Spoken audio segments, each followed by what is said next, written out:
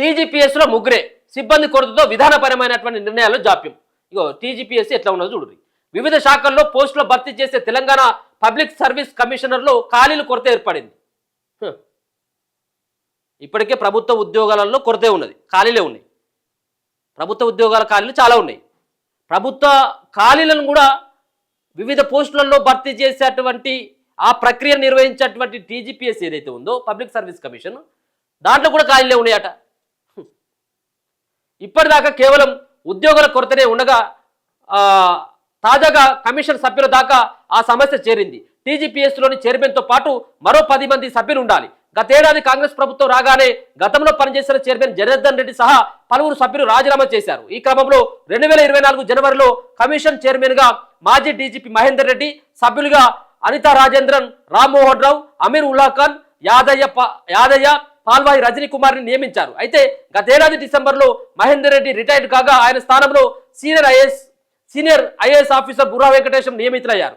ఈ క్రమంలోనే అనితా రామచంద్రన్ ఫిబ్రవరి నెలలో, రామ్మోహన్ రావు ఏప్రిల్ నెలలో ఏజ్ లిమిట్ నేపథ్యంలో రిటైర్డ్ అయ్యారు. దీంతో ప్రస్తుతం చైర్మన్ సహా కేవలం 3 సభ్యులు మాత్రమే కొనసాగుతున్నారు.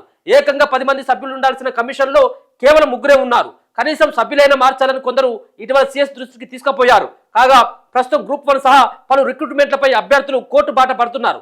ఈ క్రమంలో వివిధ అంశాలపై అవగాహన ఉన్నవారుంటే కమిషన్ సమావేశాల్లో చర్చించి వాటి పరిష్కారం ఈజీగా అవుతుందనే భావన కమిషన్ ఉద్యోగుల్లో ఉంది. అయితే కొన్ని రోజులుగా కొత్త కమిషన్ సభ్యులను నియమిస్తారనే ప్రచారం జరుగుతున్నా ఇప్పటికీ ఆచరణలోకి రాలేదు. దీంతో కమిషన్లో ఏదైనా నిర్ణయం తీసుకోవాలన్నా చర్చించే సమయంలో ఇబ్బందులు ఎదురవుతున్నాయని అధికారులు చెబుతున్నారు. కమిషన్ సమావేశంలో 10 మంది సభ్యులకు 3 ఉండడంతో ఏమైనా విధానపరమైన నిర్ణయాలు తీసుకోవాలంటే కోరం లేదనే విమర్శలు వినిపిస్తున్నాయి. అయితే ఉన్న సభ్యుల్లో మెజార్టీ అటెండ్ అయితే కోరం ఉన్నట్టేనని కమిషన్ అధికారులు చెబుతున్నారు. రాష్ట్రంలో త్వరలో కమిషన్ ఆధ్వర్యంలో పలు రిక్రూట్మెంట్ నోటిఫికేషన్లు రానున్నాయి. ఈ క్రమంలో సభ్యులు లేకపోతే ఉన్నవారిపై పనిభారం పెరిగే ఛాన్స్ ఉంది. ప్రభుత్వం ఇప్పటికైనా టీజీపీఎస్లోని కమిషన్ సభ్యులను నియమించాలని నిరుద్యోగులు కమిషన్ సిబ్బంది కోరుతున్నారు. సో ఇది మొత్తానికి ఇది నిరుద్యోగుల జీవితాలతో ఆటలాడుతున్నట్టుగా తెలుస్తా ఉంది. ఒక పక్కన గ్రూప్ ఉద్యోగాలలో అవకతవకలు జరిగినాయని చెప్పేసి చాలా మంది అభ్యర్థులు కోర్టుకు వెళ్ళడం ఎంత జరుగుతూ ఉంటే కనీసం కోరం సరిగ్గా లేదు. 10 మంది ఉండాల్సినటువంటి కమిషన్లో కేవలం 3 ఉంటారు. ఇది ఎక్కడనే?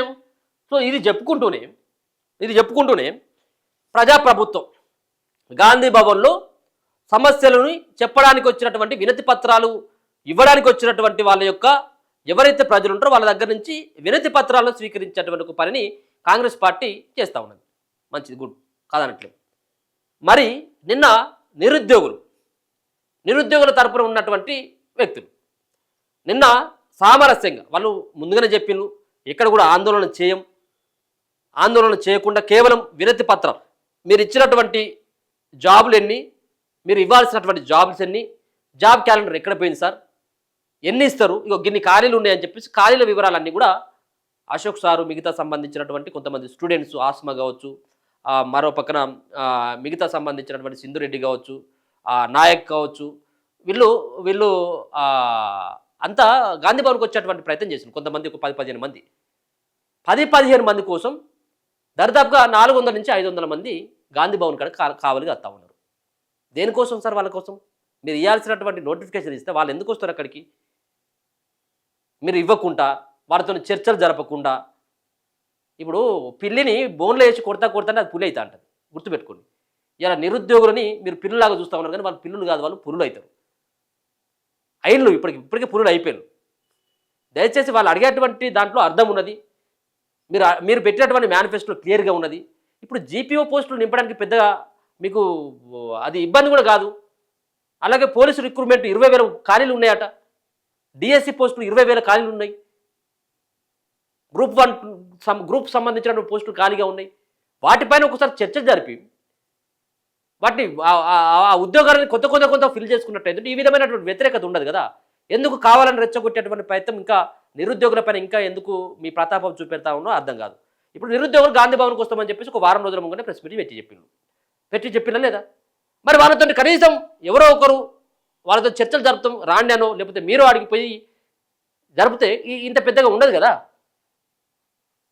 మరి ఇది ఎందుకు వాళ్ళతో నిరుద్యోగులతో వీళ్ళు గోక్కుంటా ఉన్నారో అర్థం కావట్లేదు.